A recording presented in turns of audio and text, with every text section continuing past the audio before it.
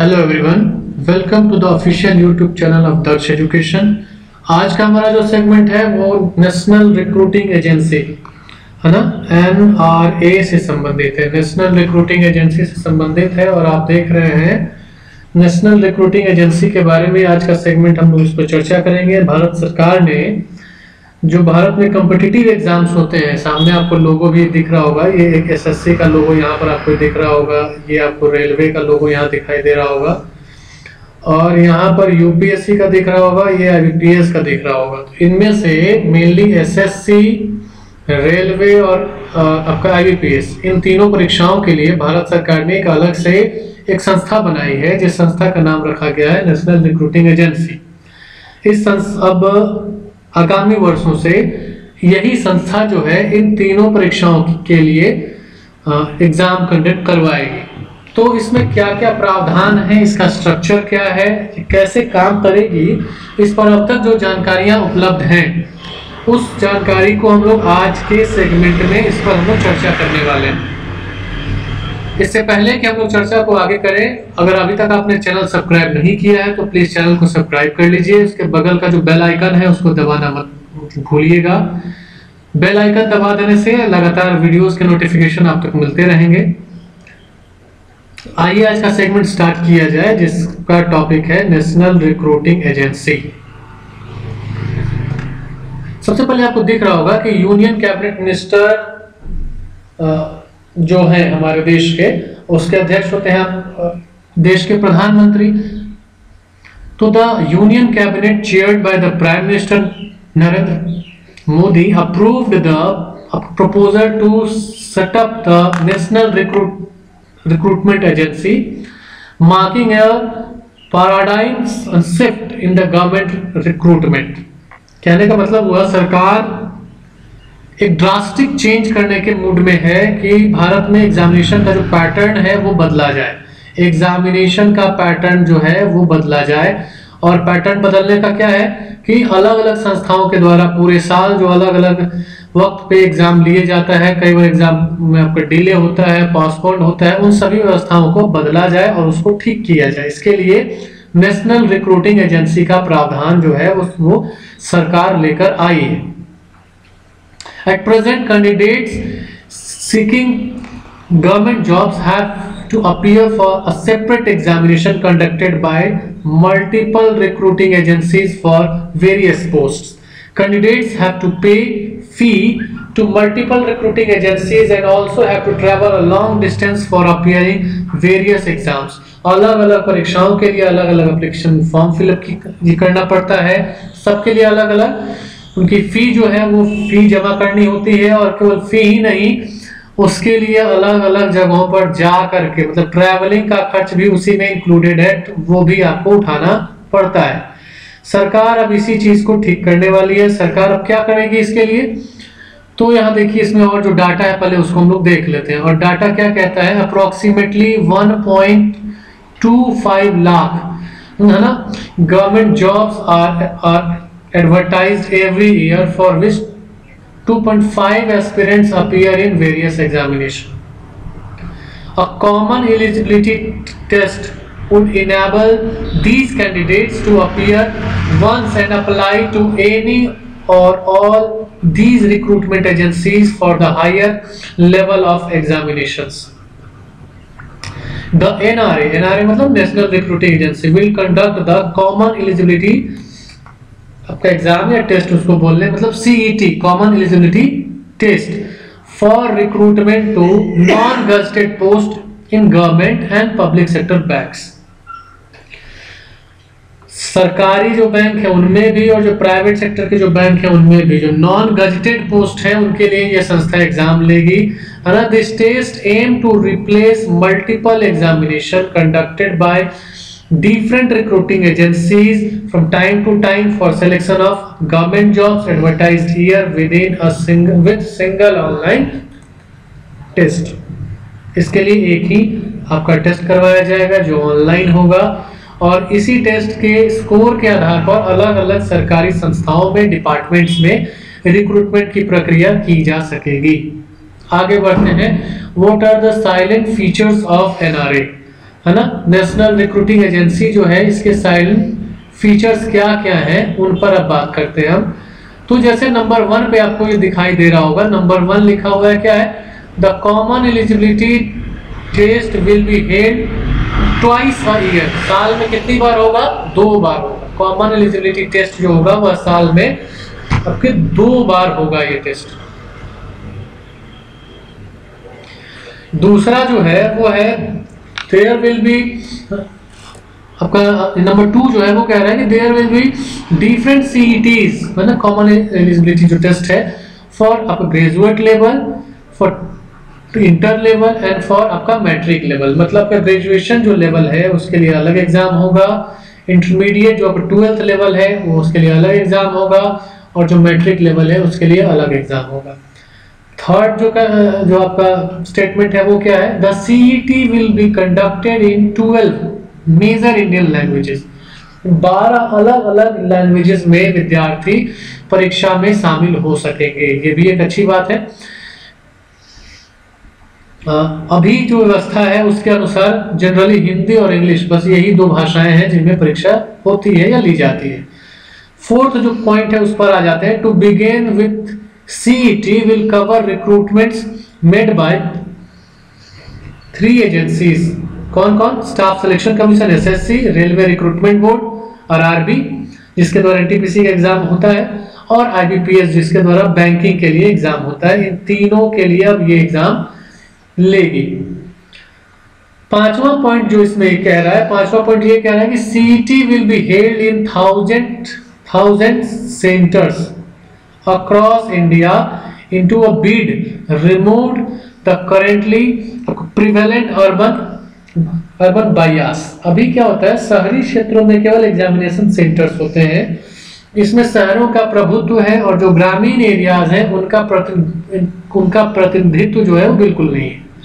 इस चीज को भी सरकार खत्म करना चाहती है, और क्या करना चाहती है, पूरे देश में 1000 एग्जामिनेशन सेंटर खोले जाएंगे, और वो सारे एग्जामिनेशन सेंटर जो होंगे वो ऑनलाइन एग्जामिनेशन सेंटर्स होंगे, जो अर्बन एरियाज में तो होंगे ही, और शहरी एरियाज और आपके जो रूरल एरियाज हैं, जो आपके ग्रामीण क्षेत्र हैं, वहां भी खोले जाएंगे। अगली बात जो इसमें ये बताई जा रही है वो आपके पॉइंट नंबर 6 में वो कह रहा है, CET will be a first level test to shortlist candidate and the score will be valid for 3 years. जो सीईटी है, कॉमन एलिजिबिलिटी जो टेस्ट होगा वो आपका फर्स्ट लेवल का एग्जाम के लिए होगा, फर्स्ट लेवल के एग्जाम को रिप्लेस करके होगा, और इसका जो स्कोर कार्ड आपको मिलेगा वो 3 वर्षों के लिए वैलिड होगा। उस स्कोर के आधार पर आगामी 3 वर्षों तक आप अलग अलग डिपार्टमेंट्स के वैकेंसीज के लिए अप्लाई कर सकते हैं। 7वां पॉइंट जो इसमें कहा गया है वो ये कहा गया है कि there shall be no restriction on the number of attempts. देखिए बहुत महत्वपूर्ण बात है, नंबर ऑफ अटेम्प्ट के लिए कोई रिस्ट्रिक्शन इसमें नहीं है, to be taken by a candidate to appear in the CET subject to the upper age limit. Age relaxation for ST, SC and OBC candidates as per existing rule will be applied। कहने का मतलब है कि number of attempt जो है वो नहीं होगा, तो क्या होगा, अपर एज लिमिट होगा, एज लिमिट रखा जाएगा, तो उस एज लिमिट में आप एग्जाम में अपीयर हो सकेंगे। ST, SC, OBC के लिए जो अभी रिजर्वेशन इस एज को लेकर के है वो उस समय भी रखा जाएगा। आगे बढ़ते हैं, आपको स्क्रीन पे दिखाई दे रहा होगा येलो कलर का एक लोगो, इसमें लिखा हुआ है ज्वाइन अस ऑन टेलीग्राम।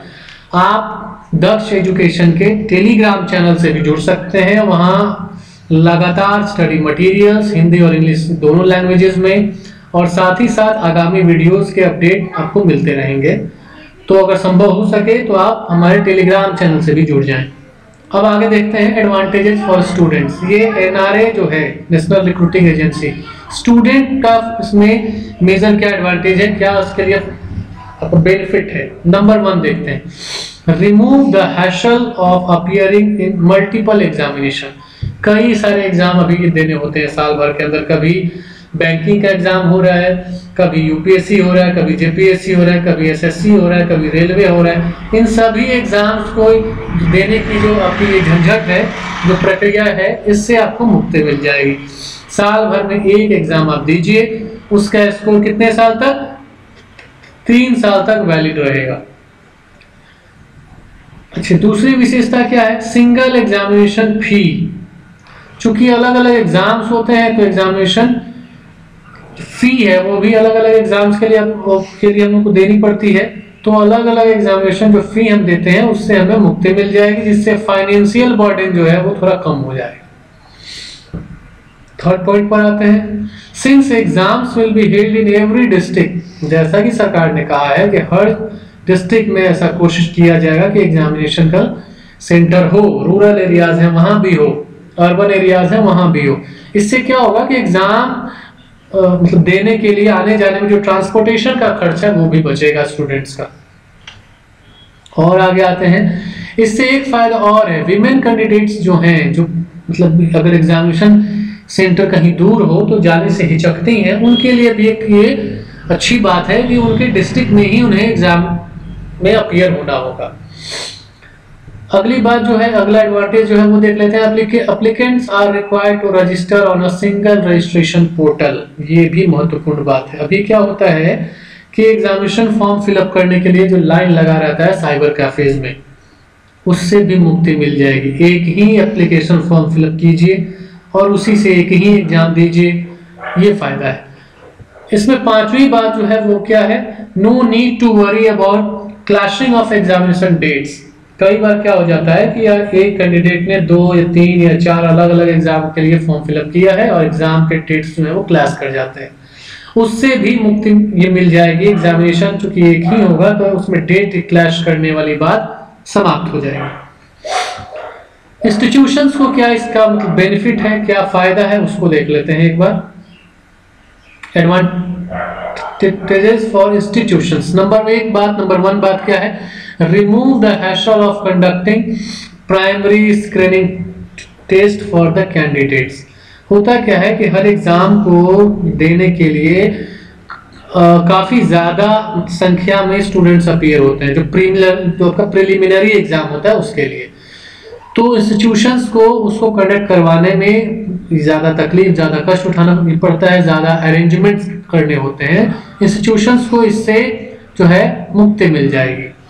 दूसरी बात क्या है, drastically reduce the recruitment cycle. Recruitment cycle का मतलब है साल भर में जो रिक्रूटमेंट होता है, हंगामा होता रहता है कि ये एग्जाम फंस गया, वो एग्जाम फंस गया, यहाँ पर लीक हो गया, वो चीटिंग हो गई। इससे मुक्ति मिलेगी। रिक्रूटमेंट साइकिल जो है वो स्मूथ हो पाएगा और स्मूथ के साथ साथ आपका जो इसमें जो लीकेजेस हैं उससे भी छुटकारा मिलेगा, उससे भी आपको मुक्ति मिलेगी। थर्ड क्या बेनिफिट है इंस्टीट्यूशंस को, bring standardisation in examination pattern. Examination का पैटर्न जो है वो स्टैंडर्ड उसको मेंटेन किया जा पाएगा, है ना। जब साल में एक ही एग्जाम, एक नहीं आपके 2 एग्जाम्स होने हैं ना, साल में जब 2 ही एग्जाम होंगे तो उसमें जो आपके क्वेश्चन होंगे, एग्जाम का पैटर्न जो होगा उसका स्टैंडर्ड जो है वो मेंटेन किया जा सकेगा। मतलब आप ये समझिए कि एग्जाम्स आसान नहीं होने जा रहे हैं। एग्जाम का स्टैंडर्ड मेंटेन करने की बात अगर सरकार कह रही है, इसका मतलब है कि वो ठीक ठाक स्टैंडर्ड के एग्जाम, ठीक ठाक स्टैंडर्ड के क्वेश्चन पूछे जाएंगे। तो चौथी बात इंस्टीट्यूशंस के लिए है वो है reduce cost for different recruiting agencies, ₹600 crore saving expected. अलग अलग एजेंसीज जो है जैसे एसएससी है, आपकी रेलवे है, आईबीपीएस है, ये सब अपना अपना एग्जाम लेती हैं, सबको खर्च तो होता होगा ना, तो इस खर्च में भी कमी आएगी। सरकार का मानना है कि सालाना 600 करोड़ रुपए का बचत होने की संभावना है, जो एक अपने आप में इंपॉर्टेंट बात है और महत्वपूर्ण चीज है। स्क्रीन पे आपको ये भी दिख रहा है कि लिखा हुआ है फाइंड अस ऑन फेसबुक। आप हमसे हमारे फेसबुक चैनल से भी कनेक्ट हो सकते हैं, जुड़ सकते हैं और वहां से भी करंट अफेयर्स के जो अपडेट हैं वो आपको वहां पर मिलते रहेंगे। तो अगर आप फेसबुक यूज करते हैं तो फेसबुक में दक्ष एजुकेशन को आप सर्च कर लें और उसको फॉलो और लाइक भी कर लें। आगे बढ़ते हैं। अब एनआरए से जुड़ी कुछ बातें और हैं, जैसे क्या है, नंबर 1 में कह रहा है कि the government also plans to provide outreach and awareness facility to assist candidates in rural and far flung areas to familiarize them with the online examination system. देखिए अभी क्या होता है, जो गांव के बच्चे हैं, गांव के बच्चे online examination centre, online examination का नाम सुन के ही फॉर्म भरना छोड़ देते हैं। उनको कंप्यूटर के बारे में जानकारी उतनी ज़्यादा नहीं है जितने कि अर्बन एरियाज में अवेयरनेस कम है। तो सरकार एनआरए को लेकर के और ऑनलाइन एग्जामिनेशन सिस्टम को लेकर के अवेयरनेस फैलाने का काम भी कर रही है। आगे बढ़ते हैं। 24/7 helpline will be set up for answering the queries, complain and other things. सरकार ने एक हेल्पलाइन भी बनाया है जो 24 घंटे सप्ताह के 7 दिन काम कर रहा है, और एनआरए और सीईटी से संबंधित जो भी क्वेरीज हैं आप वहां पर फोन करके पूछ सकते हैं, उसका समाधान कर सकते हैं।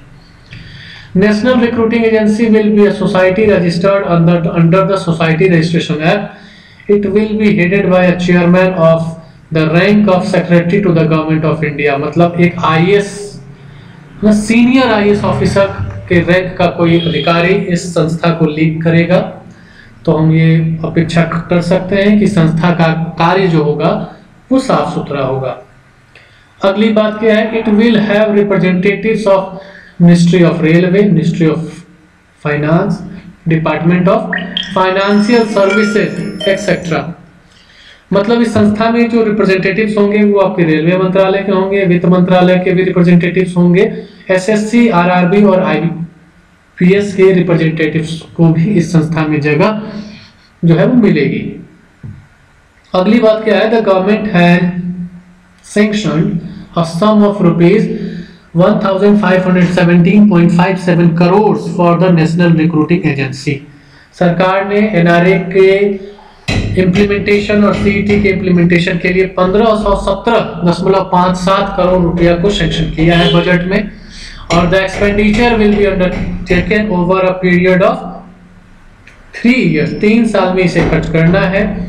It is envisioned that the NRA would be a specialist body bring to state of art technology and the best practice to the field of central government recruitment।